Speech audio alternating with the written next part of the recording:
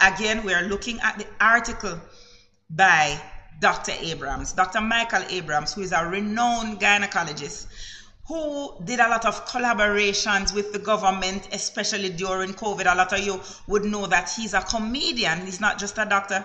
He's a creative. He's a comedian. He also do a lot of songs, him get a lot of jingles, as they call them. So this is his article that I'm about to read for you. Over the holiday weekend, I took the opportunity to check out some of the vloggers on social media, especially YouTube and TikTok, to see what they had to say about what was happening in our country. To my surprise, I found an overwhelming number of them and other people calling out and berating Prime Minister Andrew Holness and his administration for a litany of transgressions. The vitriol I encountered was astounding. So what he is basically saying is that him scroll through TikTok and YouTube, and you know say TikTok a full place, right? You know say most of the people on TikTok really detest the government, right? So what Dr. Abrams has said, listen, him come through on TikTok, and when him go TikTok and YouTube, is beer cussing him seen. Everybody across the government. But how did we get here? How did Andrew Holness devolve from brogad, a term of endearment, to the pejorative Andrew? Holness came to power riding a wave of popularity like a rock star. But guess what? We did warn them, you know. Remember, everybody talk about give Andrew a chance, young people time, give Andrew a chance. Somehow we know Andrew stay a long time, we see right through the facade. We saw that Andrew was putting on a facade to win over people, but we see the kind of drunker him was all along. We did see the drunker in Andrew. Me did see the drunker in Andrew from day one. That is just me. He was young, vibrant, relatable, and bursting at the seams with ideas.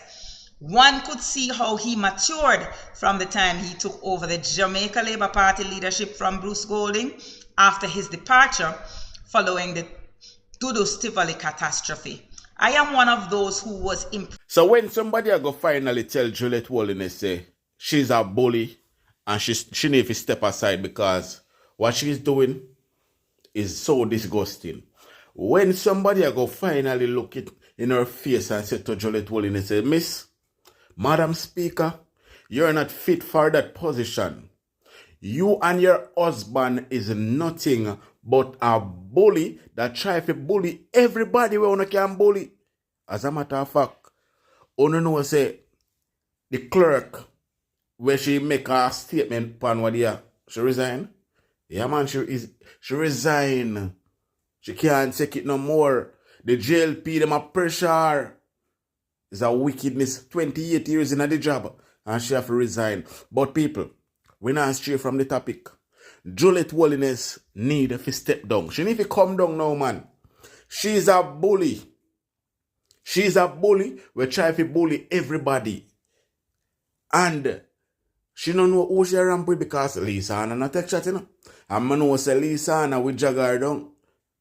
So, Lisa Hanna, Mark Golding, Angela Brownberg, and others attack the Speaker of the House because of her position as she's not doing her job.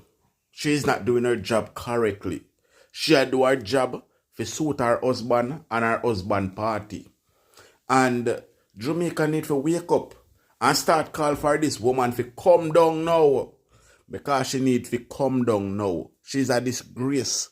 But bless up to my viewers and my subscribers them. May hope everybody having a blessed and a wonderful day. Now my viewers and my subscribers, remember, in everything you do, always put God first. In every and any situation, just always remember to call upon God. Always remember to pray. Because a prayer day keep the devil away. Now, my viewers and my subscribers, we have a lot coming up inside this update, so you definitely don't want to miss any of it. But before we get into all of that, people, make we run the intro and come back. We soon forward.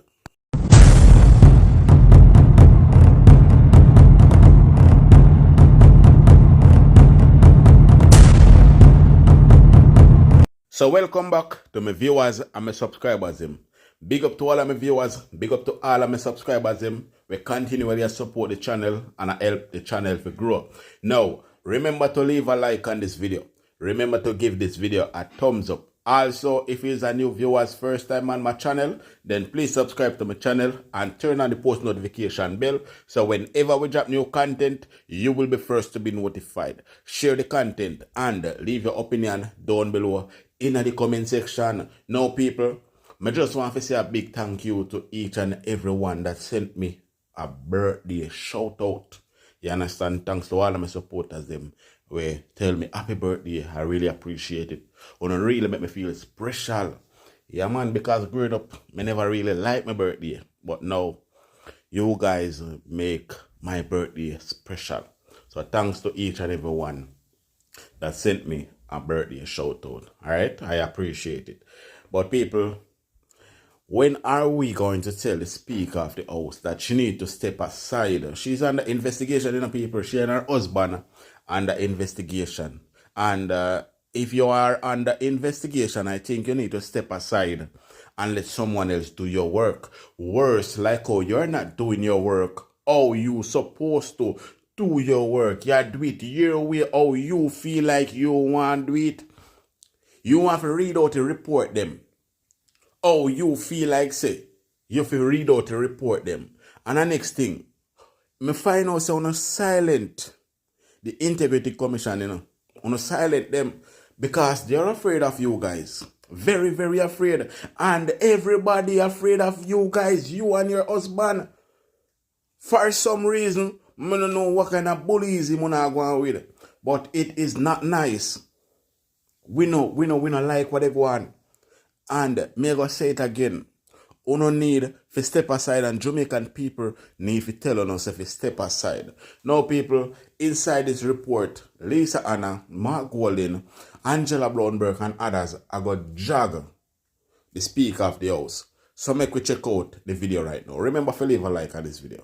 And perhaps I am one of the few members in this House who many years ago had a report tabled from the Office of the Contractor General at the time, over 500 pages of a report. And at that time, the Speaker did not take particular positions, and it was tabled in a particular manner. So that is why I can say, and there was no wrongdoing in the report, anything. It just took a lot of my time, a lot of media time.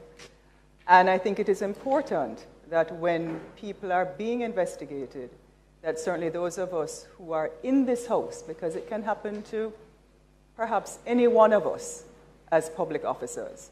However, the point I would like to ask you, or the question I'd like to ask you, is at a time when politicians are seen as being, unfortunately, lumped as corrupt individuals. And it doesn't matter how hard we work, it doesn't matter what we do, it doesn't matter how many public things we file, all of us are lumped together. So if we are here, let's not go. All right, hang on. Members. So Madam Speaker, Members, please allow Member Hanna. Madam Speaker. Please allow Madam Member Speaker. Hanna to speak. My major concern is that if we are now appearing as a parliament to suggest to the public that in issues of controversy or what might be deemed as controversial, that we will take the position to change rules to suit us, that might not go down well. So I just want you to I would like you to take note that your statement about changing rules is absolutely incorrect. The rules are actually not being changed. The rules are being... So it is not us who are changing rules, and I do not want you to give that impression to the public. We are not changing rules. I do not know of which report you speak, but in the past, I'm going to finish before you continue. I have to be careful about some things. You'd like to clarify? Go ahead, clarify. What asked you to read it. And what I said, Madam Speaker, we can't appear to be giving that impression. And I wouldn't want you to appear to even say it. So that is why I'm saying I asked for clarity, because the public might get the impression that that is what, if we are going to be looking and reviewing at this particular time. That's why I'm asking you just to make it very clear. All right. So, Member Hanna, you are correct. The indication that we should review, it is not with a view of my instructing that any changes be made in any rules. The reason I have said I believe it is important for us to continuously interrogate or review our legislations is that we may find subsequently that what was passed may not have been our intent. What was our intent is not the practice. And so we should always go back to look at the legislations.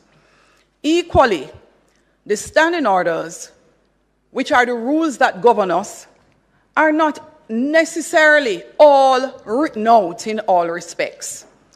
And there may be issues that come from time to time where the House feels that instead of leaving it for the Speaker to rule or the President to rule, the House would like to now apply a rule which the Speaker or the President would be obliged to function in that mechanism as stated in the standing orders. And so my comment is where we believe we need to strengthen the legislation, strengthen the standing order, it is our job to do so.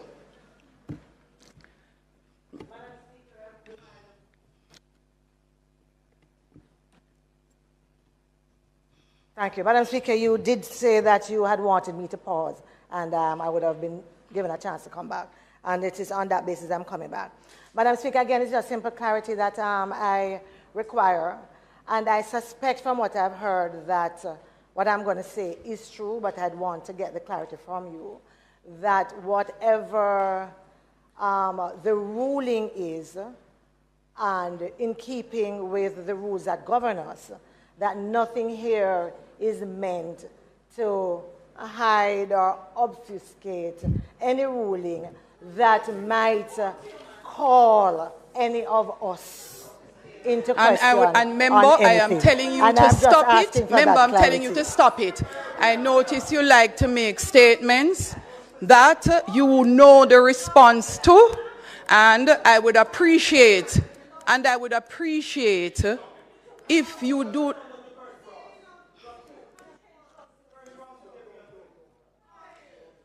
Member, I would appreciate if you do not continue to do so in the future, because in doing so, you are actually all making an effort, I would think, to mislead the people of Jamaica. My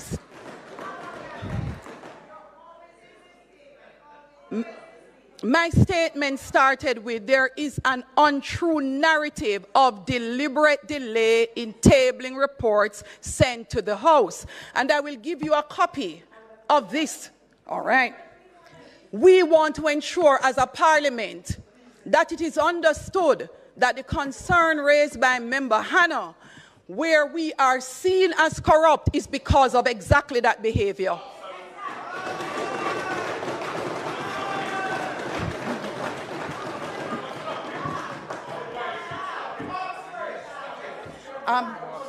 Opposition leader. The opposition leader is on his feet. The opposition leader is on his feet. Members, the opposition leader is on his feet. Please allow him to speak. Please allow him to speak in silence. Members. Madam Speaker. Member Golding. Thank you. Thank you, Madam Speaker.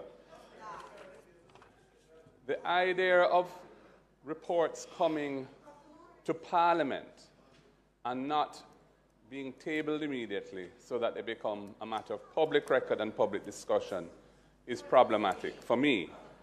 Because when things come to Parliament and are automatically referred to a committee on which the government side, whichever government is in office, the government side will dominate that committee in terms of the numbers and so on, and the scheduling and the agenda of that committee. So you could have a situation where a matter of public interest, a matter that is vital in terms of its impact on the governance of the country, is sent to Parliament, and because of this procedure, is sent to a committee without the members being aware of it, without the public being aware of it, because it's not tabled. And then the time frame for that committee to hear that matter is up to that committee to determine. I think that's a very unsatisfactory way of proceeding, and I can tell you it was never contemplated that the Integrity Commission's reports or the Auditor General's reports, which are about transparency and accountability in government, would be subject to a parliamentary procedure which runs against that objective and that principle. So I think that we are going down the wrong track by saying that we're going to henceforth be following a procedure which delays or postpones the tabling of documents, reports sent here, the Parliament of the land, by investigative bodies. And I'm asking again, Madam Speaker, can you please share with the House, the members of the House, the legal opinion or opinions that have been provided to you or your predecessor in your capacities as Speaker of the House, so that the members of the House can understand the legal basis of this position that is being taken. We've asked for this before, Madam Speaker. You've indicated that you're minded to do it, but we haven't seen it. So I'm asking if you could please remedy that. Thank you. Thank you, Leader of Opposition. As a matter of fact, I'll tell you that the Attorney General's last letter came yesterday. We were in Parliament until 1 o'clock this morning, reading and updating as a result of it. So no effort was made to delay anything at all in respect of this matter. I will not go further in that regard, because it cannot be expected that as Speaker I will sit here and issue documents, do not read, do not understand, and be respected in governing the proceedings of this House.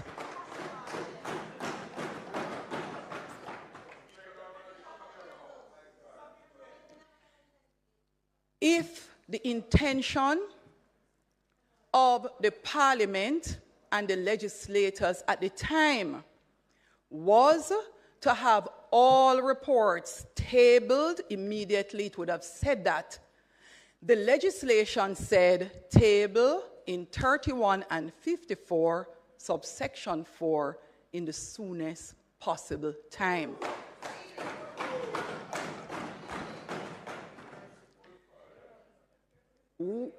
When the legislations are passed, it cannot be that we allow persons to think that in obeying the laws we are doing the wrong thing.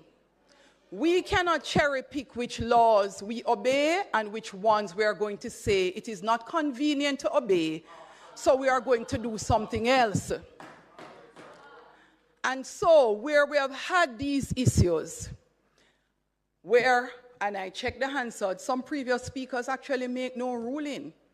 They just decide this makes sense and go ahead. I am making an effort to ensure that when history is written, this speaker does what is right in the sight of the law. Madam Speaker, it looks like this new mic system is working against me. I pressed the mic a long time ago, and a number of persons.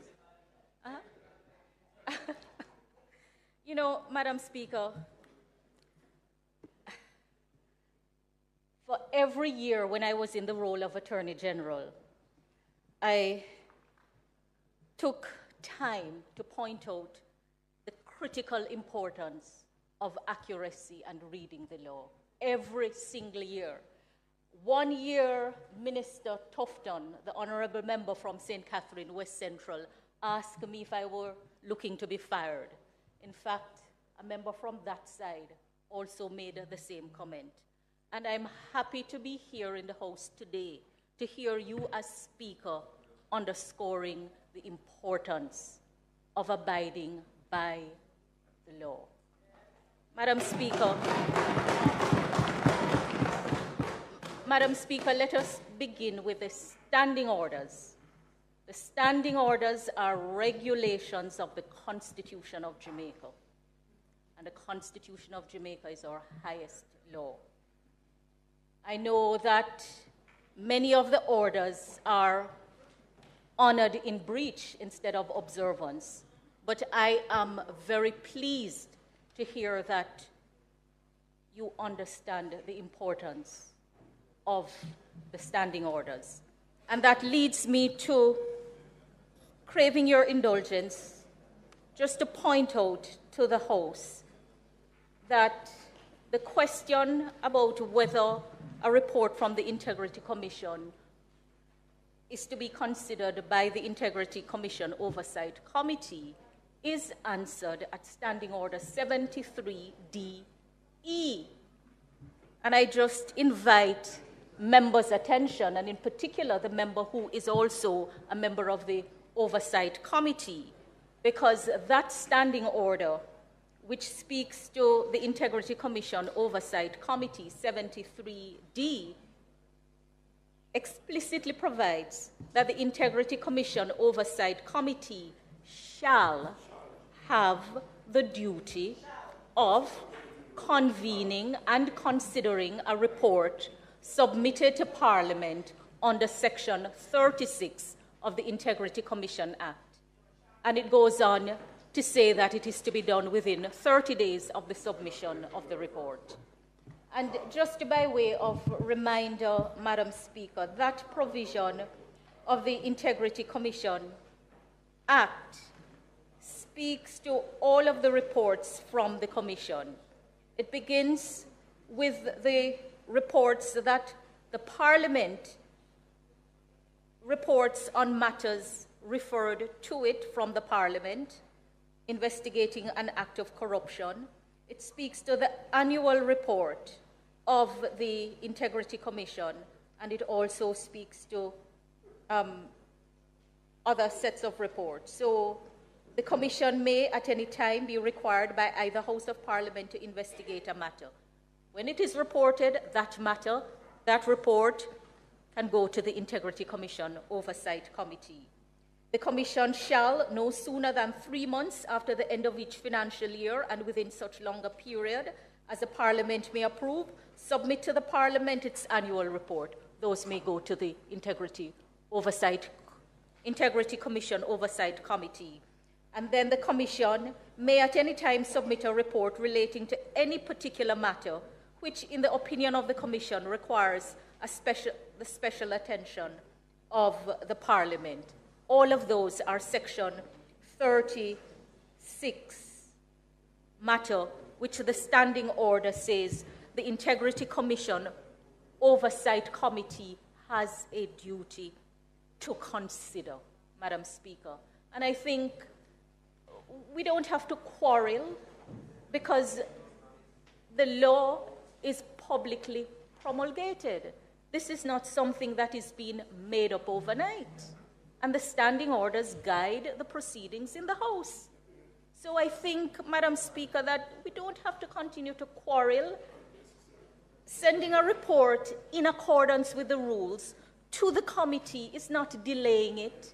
And you know, Madam Speaker, that leads me to the comment that was made about taking the time to read matters before they are placed on the floor of the House.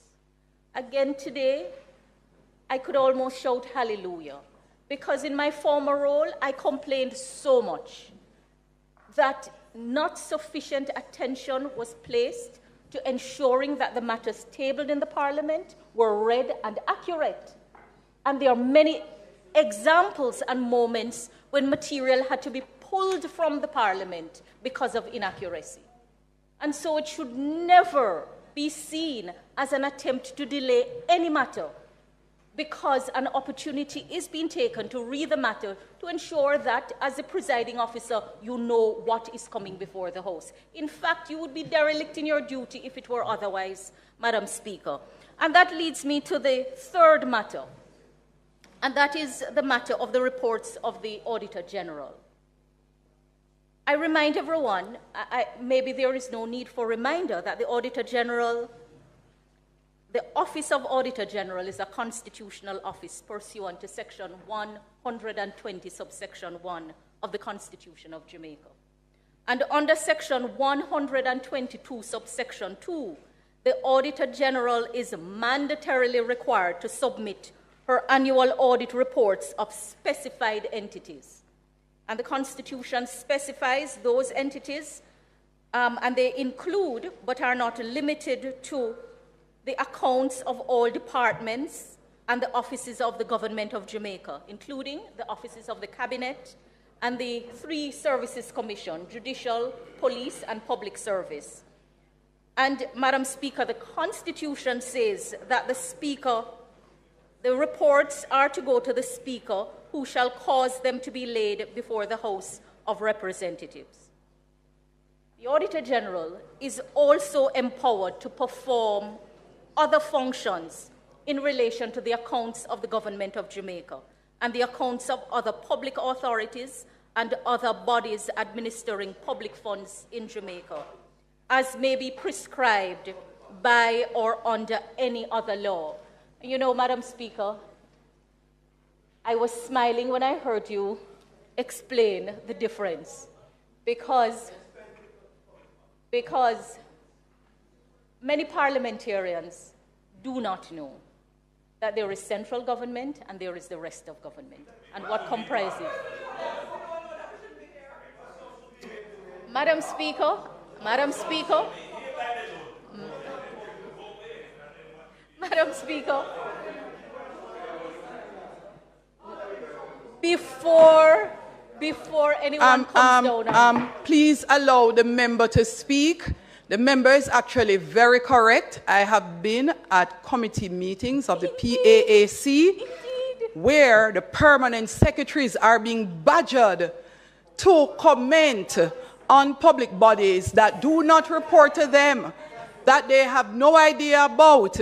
And it is a big part of the reason why the reassessment was done of what was the intent of the legislators.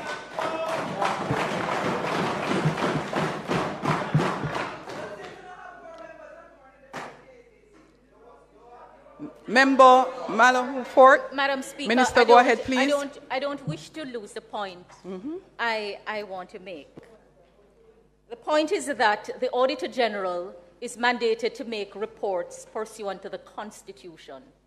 And the Constitution also permits the Office of Auditor General to perform other functions in relation to the accounts of the Government of Jamaica and the accounts of other public entities, and in fact, even entities outside of Jamaica. And that is pursuant to any other law in force. And that leads me to 2 such laws, Madam Speaker, that you refer to: the Financial Administration and Audit Act and the Public Bodies, the PBMA. Madam Speaker, Part 4 of the FAA speaks to audits, and in particular, sections 29 and 30 speaks to the report of the Auditor General. And I wonder, Madam Speaker, whether the reports sent to Parliament indicate under which section the Auditor General is performing her functions. And though I am not in a I will answer, member, the question when you are through. If the reports do not, Madam Speaker, may I respectfully suggest for your consideration that in your role as Speaker, you ask that going forward, the Auditor General specify under which section the report is being submitted. And the reason for that, Madam Speaker, is that different things flow, different obligations arise depending on the section under which the report is being submitted. So for those who would take the time to look at section 29 of the FAA, that's the Financial Administration and Audit Act, the Auditor General is mandated to report under that section, Madam Speaker. And when the report gets to the Parliament, those reports are to be laid as soon as possible. And I don't think as soon as possible would be delayed by the Speaker or any of the parliamentary staff reading and ensuring that what is to be placed before the House is properly before the House. But you know, Madam Speaker, there is section 30, under which the Auditor General may also perform functions and submit a report. And the point you made about understanding which accounts and which bodies are being audited is a critical point. Because if it is a public body, Madam Speaker, the Auditor General, once she exercises the discretion given to her to act under that section, she is obliged to do certain other things. And I believe that is where the contention has been, Madam Speaker. But you know, natural justice requires that you do not come to an adverse conclusion without giving an opportunity to the person being investigated to be heard. And also for the good management of the affairs of Jamaica, it is essential that the matters specified in section 30 of the FAA be complied with. And so, Madam Speaker, I suggest for your consideration and to take the noise away from this, that you ask that going forward, the section under which the reports are being submitted be specified. And where a matter is coming under section 30 of the FAA, please note that unless and until the matters specified in the section are complied with, such a report is not to come to the Parliament. And that is not hiding anything, that is not obstructing justice, but it is what is required. And God forbid, if we parliamentarians cannot respect the law, then who else will? The last matter before I take my seat, Madam Speaker. I hear the request for the opinion of the Attorney General's chambers to be shared. I should like to say that as a general rule, there is no requirement for anyone who seeks the opinion of the chambers for guidance to share it, as a general rule. And some may disagree with me because of the subject matter in question, but the general rule stands. If you as Speaker needs guidance and you seek guidance, there is nothing which says that you must share the guidance, as a general rule.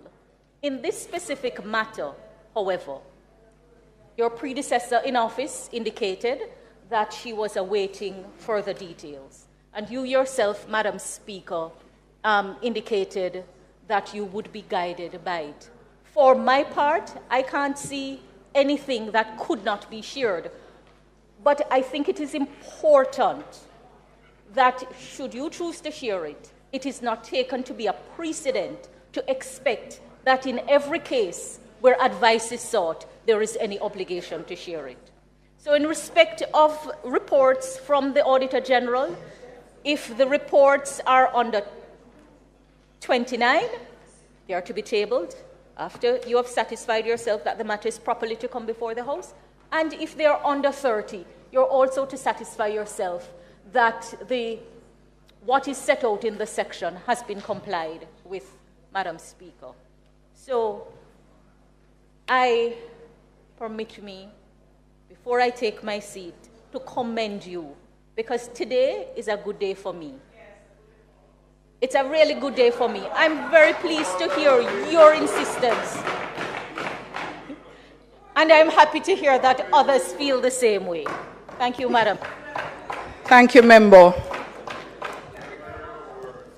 I should indicate that not one audit of public bodies has ever been submitted to the Parliament under the section required either by the FAA Act or the Public Bodies Act.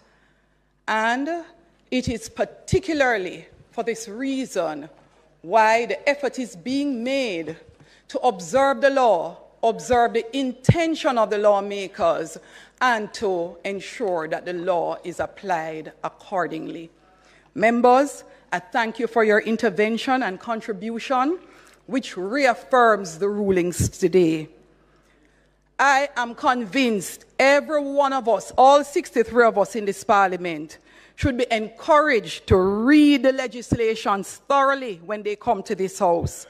The Constitution of Jamaica and the standing orders that govern this House. I will further say that this Speaker's position, the position of Speaker in the House of Parliament of Jamaica, is not a position that engages in debates and descends into the arena with the members of the House. In future,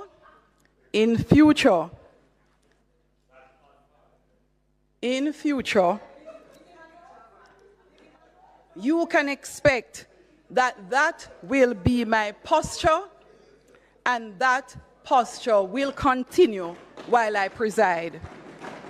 Thank you, members. House Leader,